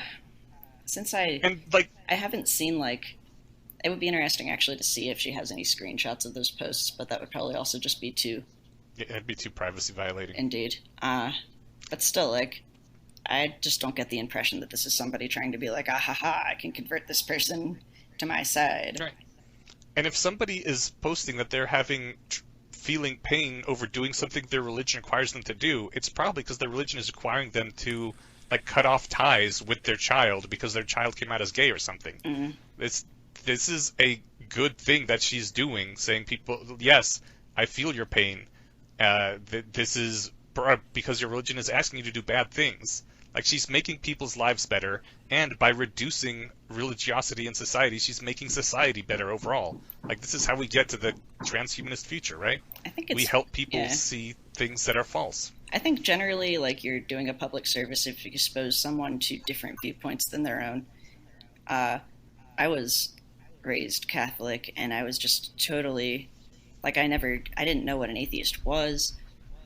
I was just of the opinion as a child, like, sheltered and whatnot, that everyone believes in God and everyone does these things, and it never occurred to me, like, even when I tried to test God's existence by, like, jumping off a desk repeatedly and being, like, praying for God to, like, let me fly for a second, even if no one's watching, just to prove that he existed. And then when it didn't happen, I was like, God exists, but he's a dick. Not that God doesn't exist. That just wasn't an idea that I could have yet. Mm-hmm. And then, like, more of my deconversion actually came from studying other faiths. I bought, like, a book about, it was just a bunch of different religions. It interviewed people, like, I think it was specifically a book for kids who were interested in, like, religion and maybe wanting to change faiths, or I don't know. But I remember there was interviews with a bunch of kids where they talked about, like, here's what my practice looks like day to day, and here's what I believe and why I think it's important. And that was another realization of, oh, like, all these people feel the same way just as strongly about their faith, which is incompatible with this other one. And then finally, actually, like, my deconversion came from just reading the Bible cover to cover. But, like... Yeah, I think that's a popular deconversion tool. I don't know, that was something that occurred to me earlier, too, that was just like, why don't you just tell them, like, have you read this cover to cover? And really thought about it. But, yeah. I don't know. I mean... There's a lot more foreskin talk than you would guess, you know, having never opened the book. So much bullshit that the Bible talks about. Like, I remember slogging through the parts of the Old Testament that was just, like, talking about animal sacrifice. How to build altars, sacrifice, exactly, pages, how to build pages, an altar to sacrifice an pages. animal. And it was, like, the most, like, boring detail about, like, it can't have one black hair on it, it must be pure, like, it can't have had any brothers, and it needed to have the, you know, then you have to hold the head in this particular way and face this direction, spin around 3 times and hop on one foot and spit behind your left shoulder, and then it's just, like, on and on and on and on. I was like, there's no way God, or, like, any like, immortal being or whatever wrote this. Like, And if this you is had so been... specific to that, like, Bronze Age desert society that cared about things like goats. And if you had been in a Christian forum at the time and said, hey, you know, I'm having some doubt about my faith, like, with all this weird goat talk, would you have felt preyed upon and violated if someone PM'd you like, hey, yeah, I think you're right to have those doubts? I think even if, like, I'm trying to imagine, like, from the other side, Because I would have felt like I'd finally found a kindred soul. Someone who was actually willing to talk about the thing that everyone else in my community is saying, shut up, you must not talk about this. And, you know, it'd be nice to have someone there to be like, oh, thank God, there's another sane person here. Even if I wasn't convinced by their arguments, it would be nice to have someone who acknowledges that these are issues and just be able to finally speak my mind without feeling like I was about to get destroyed by my community. Yeah, like, even the whole, like, PMing them sympathy over their pain is the important part of that. Like, I think that if I'm trying to, like, put myself back in my head, but of course, like, forums didn't exist, but when I was Like when thinking you're about all this, if someone who was Muslim had PM'd me sympathy about my pain and then also said like, and here's like what I believe and why I believe it, and like, with epistemic honesty, I would have been like, thank you for telling me that. Like, maybe that doesn't change my opinion, but like, yeah, I don't know. I just, I gotta say, as if you are, when you're deep in a Christian community and that is your identity and that is everyone you know, it is incredibly lonely to be like the only person in the universe that has doubts. Yeah. And it really sucks. And like one of the best things about getting online when I was a kid was that I finally discovered there were other people like me out there. And that was fucking huge. Mm-hmm. And so this, this is just an unvarnished good in every way. It's good for the person. It's good for society. I mean, Ayla is doing God's work, in short. Yeah, it's kind of funny coming on the tail end of us sort of. I felt a little bit bad when we were talking. We weren't really talking shit on like the skeptic community, but I kind of cringed a little bit after I said it's a stepping stone, because I don't want to say that the skeptic community or the atheist community is not as important as the rationalist community, or that they're like less enlightened or something like that. It's right. It is very important. We were talking about being able to falsify hypotheses. Like, a lot of the important work that science has done is falsifying a lot of hypotheses. Even if like the answer ends up being I don't know, there's still a lot of things that the answer is I don't know. And it's important to know that. To not just have a fake answer. Yeah, don't get me wrong. I think skepticism does a lot of the work for laying, or at least for me, did a lot of the work in laying the foundation for me to be primed to be into rationality. And like my longest running monthly donation has been to Skeptoid Media. We had Brian Dunning, the host, on twice. I think it's a fantastic endeavor. I have nothing, like I said, I have nothing but good things to say about it. I mainly said it was rationality in easy mode because I don't feel like there's a lot of positive work. Mm-hmm. Like if you want to just be like in the loop on skepticism, like it's at least maybe it was just really easy for me because there's I was already super primed for it or something. But I could be completely uncharitable there. Like there's a lot of positive work that they do as well. I mean, look at any big figure. I mean, Brian Dunning again. He's without fail, except I think he missed one Tuesday.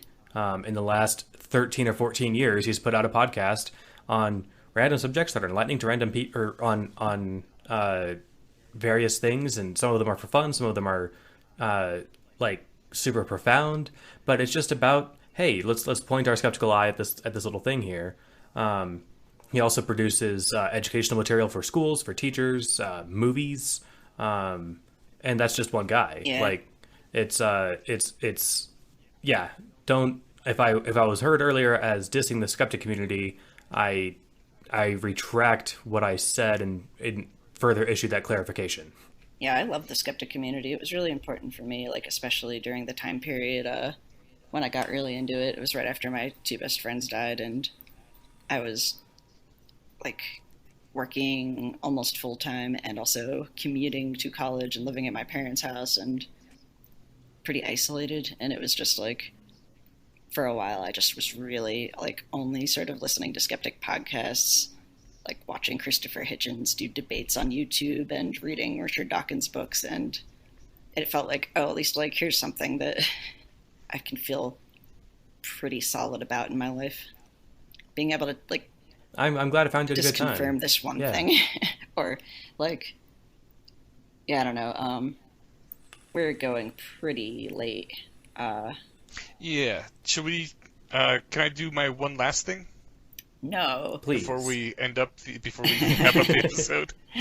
Please.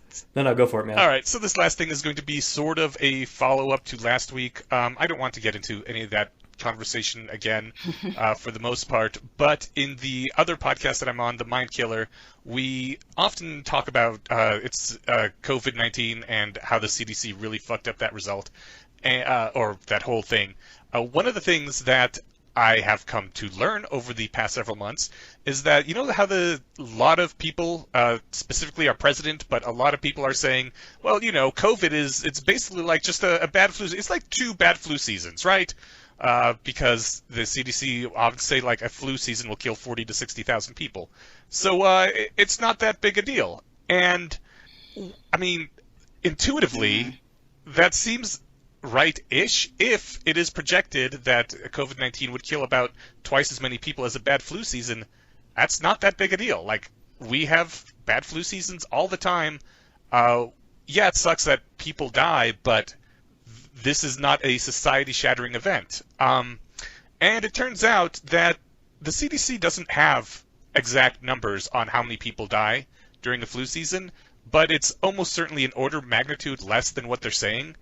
What the CDC does is like a lot of deaths of old people and sick people that are possibly helped along by flu-like symptoms get attributed to death from flu, specifically because if everybody got the flu shot every year, that would really make a big deal for society.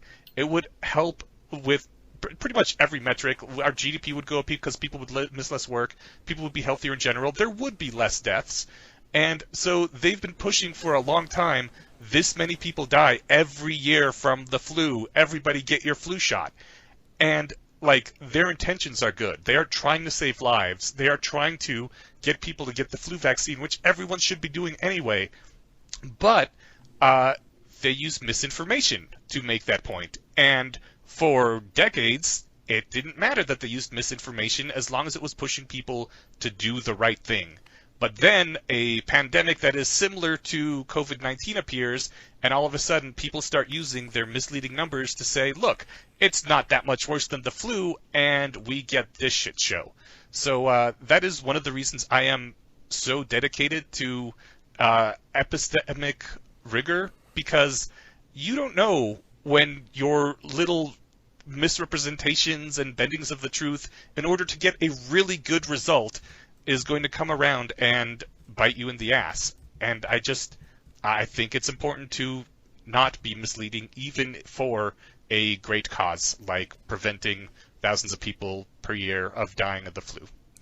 Or do you have a source for that you can share? Not offhand, but I will look it up. Yeah, I'm also... Well, because the order of magnitude disparity between the reported number to get people to go get flu shots, the concept of like a noble lie seems appropriate there. And if it gets the job done, it's hard to argue against it unless you're going to point out things like what just happened. And I think that's extremely important, and I'm really surprised to hear that they might have been pushing false numbers. Yeah, and I also sort of want to... I'm open to being proven wrong, but I'm sort of questioning how much of a lie this was. If you're saying, for example, someone had, a lot of elderly people or young sick children that have a bunch of other, maybe, immunosuppressive disorders or whatever, and then end up dying of flu-like symptoms are attributed to the flu. Everybody dies from multiple causes.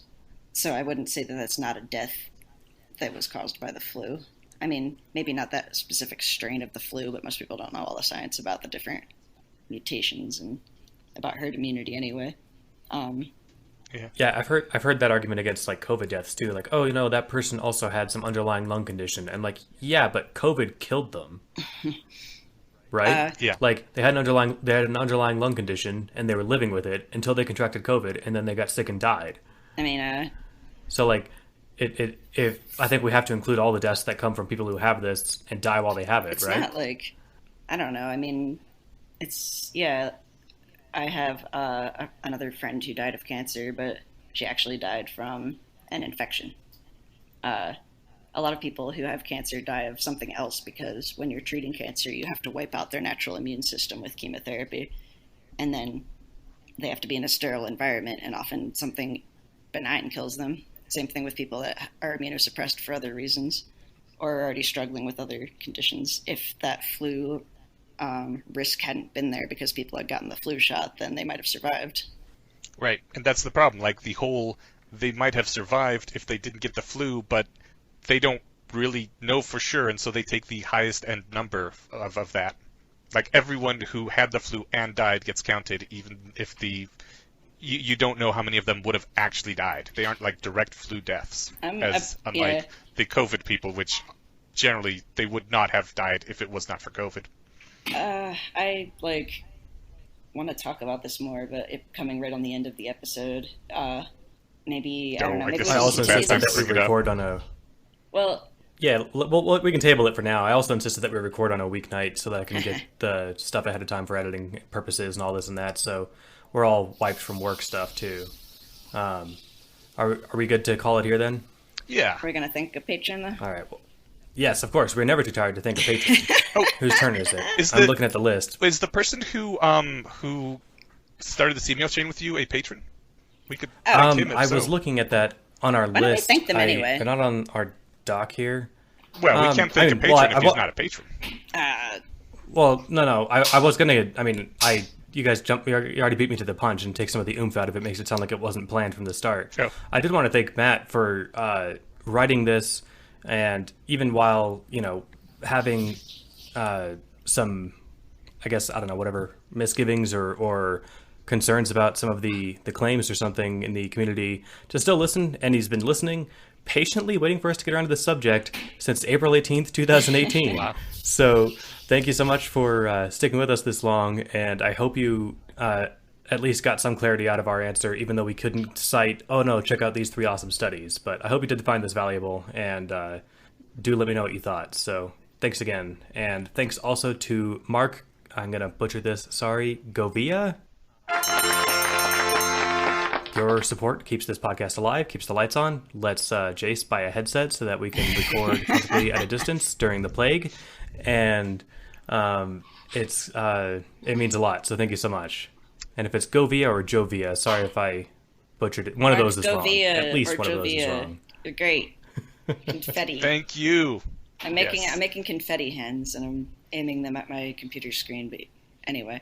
And you aren't just making us happy, you are also making everyone else who listens to this podcast happy, because we can keep bringing it to them because of your support. So a lot of people are thankful for your support right now. That's a really good point. Oh, I like that. Yeah, and so yeah, Matt, the original question asker, I also wanted to kind of shout out to you for having those doubts. I mean, even though it seemed like at points I was probably arguing against your concerns, it's a concern that I share too. It's important for me to know whether or not I, am doing the right things with my life or have the right beliefs. And I think that that's a really, like I said, a virtue of the rationalist community is always questioning yourself. Well put. And I forgot to mention that actually, that the question, I thought of that when I first read his most recent email. It's like, you realize that questioning things is a rationalist virtue. Yes, that's a really good point. Thanks, Chase. Yeah. Let's call it a night. All right. Thank you, everybody. Sounds good to me. Thanks, everybody. We'll see you next fortnight. Good night, everybody. And one quick reminder, don't forget to nominate What Lies Dreaming in the DragonCon Fan Awards if that is a thing you would like to do. Thanks.